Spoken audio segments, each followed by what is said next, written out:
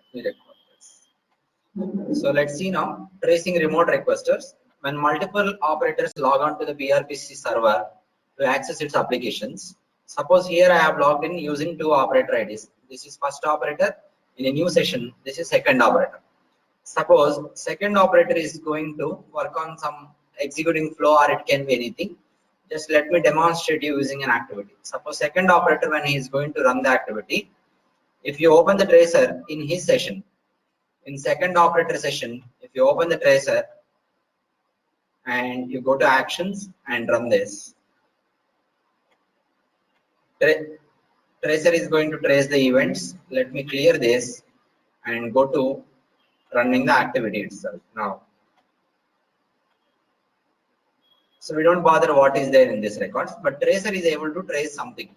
So the activity which we have executed, because here all rule sets are selected, there are many activities are being traced internally. Apart from that, this is our child activity which has been traced. So we both are on same server. Now, if you look at here, I am going to open the tracer in another operator session. Other operator has opened the tracer, and now this operator 1 wanted to trace whatever that operator 2 is executing. So now operator 1 has opened the tracer. You run the activity using operator 2. Where is it? This one. So you just go ahead and run this and click on run button. Is it being traced? Is it being traced? It has not been traced. Previously we have seen that whenever the same operator opens the tracer, it has been traced. But now a different operator is opening the tracer in order to trace the events of other operator, which has not happened. Actually, tracing has not happened. So the reason being, the operator ID that I have used to log into first operator is different from second operator, and also the sessions are different. So how PRPC works is, when an operator logs in,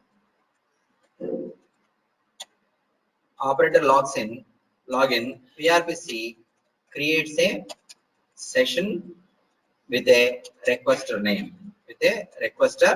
name.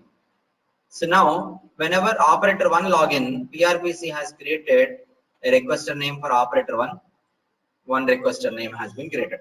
Suppose operator 2 login, for operator 2, it's a different requester name that has been created. So if you want to see the requester names, this is the navigation. Go to Designer Studio, System, Operations, System Management Application. Here you go and go to localhost. So here it is node, simply it's not localhost, node, requester management. So whatever the requesters that are logged into PRPC, those requesters you can see using requester management wizard. See, we have boins@admin.com. This is one requester. For him, the requester name is 00FN ends with. This is the lengthy requester name. So it's a hexadecimal one. And VOA DevOps2 is ending with something else. So both the requester names are different. So when there are multiple requesters, if you want to trace the work of other requester, you have to use remote tracer. So generally, if you open tracer and you want to see the other requesters execution in the tracer, it will not be possible. PRPC will not record that in the tracer. So you can only trace your session. So you log into PRPC, your session will be created, your requester name will get generated, and you can trace anything that you are executing. But others execution you cannot trace it. Suppose if you want to do that, if you want to trace any other operators work that they are doing, whether it is a user operator, manager operator, developer operator, whatever it is. So you need to find out the requester name. So this is the requester name of second operator, which is ending with XKGN.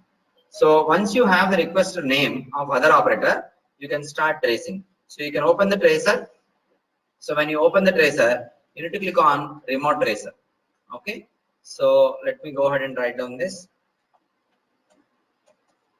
Log into PRPC using two different operator IDs into two sessions.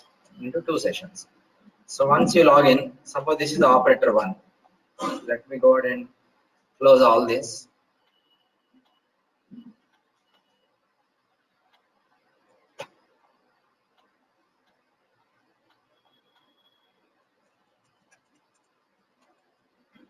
This is operator 1, and I have a private window where we have operator 2.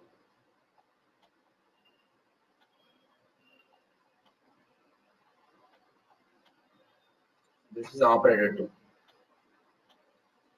Okay, operator 1 and operator 2. Now go to requester management in SMA. In SMA, you have to go to requester management and find out the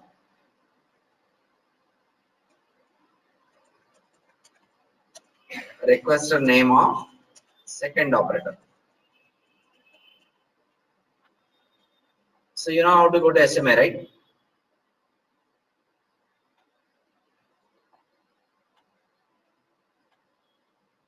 So click on requester management,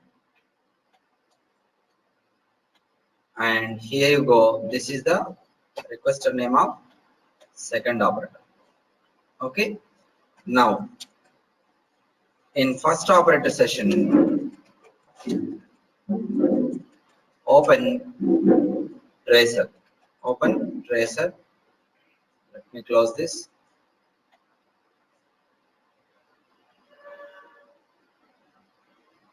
No need.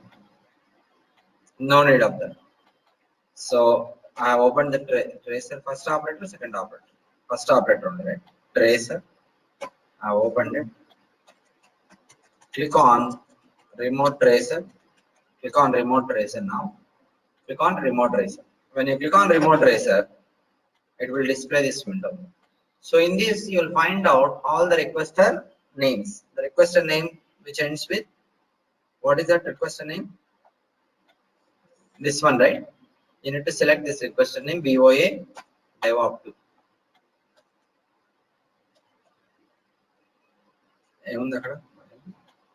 Okay. So you need to click on OK. Now this tracer is pointing to,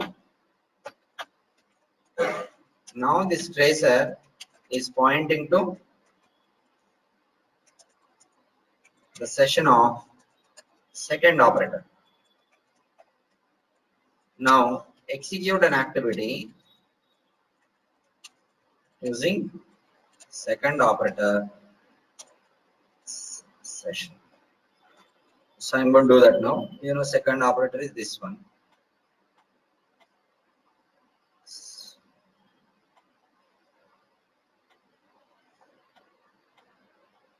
So you can run this activity.